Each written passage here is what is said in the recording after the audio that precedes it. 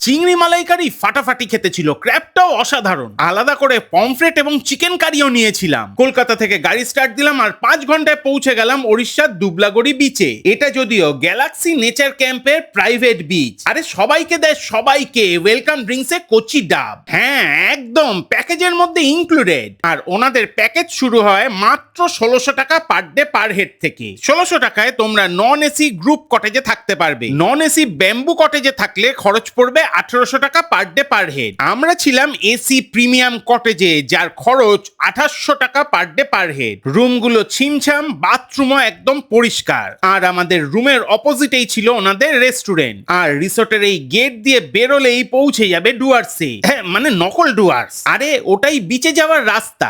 জীবনে একটু শান্তি চাও, চলে এসো।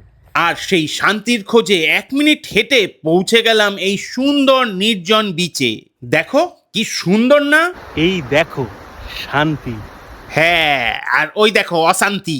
তুরি তুরি না না, এরা হচ্ছে অশান্তি। এত সুন্দর বিচ তবু এখানে চিল্লা মিল্লি করে অসভ্যতামি করছে। দেখা হয়ে গেল ইন্টারনেট ভাইরাল ওই পাখিটার সাথেও। হেব্বি গরম ছিল, তাই সাহস করে আর ওই বেঞ্চিগুলোতে বসা হলো না। এসে এই গাছের তলার বেঞ্চিগুলোতে একটু জিরিয়ে নিলাম। এনাকে দায়িত্ব দেওয়া আছে রিসোর্ট থেকে, উনি দায়িত্ব নিয়ে সবাইকে বিচে পৌঁছে দিয়ে আসেন আবার ফিরিয়ে নিয়ে আসেন। আরে হ্যাঁ রে বাপু, সবকিছু ডেসক্রিপশনে দিয়ে দিয়েছি, চেক করে নাও একবার। এই এসি ডিলাক্স সুইস টেন্টে যদি থাকো তাহলে প্যাকেজ কস্ট পড়ে যাবে 2500 টাকা পার ডে পার হেড। প্যাকেজে লাঞ্চ মিলও ইনক্লুডেড, যাতে মিল সিস্টেমে ভাত, ডাল, সবজি, আলু ভাজা, চাটনি, সালাড আর পাঁপড় পেয়ে যাবে। সঙ্গে ভেটকি, কাতলা, প্রন আর ক্র্যাবের মধ্যে অপশনও পাবে। এর পরেও কি আর কিছু লাগে লাঞ্চে বলো? আর খাবার দাবারের কোয়ালিটি যদি হয় এক ঘর, তাহলে তো সোনায় সোহাগা।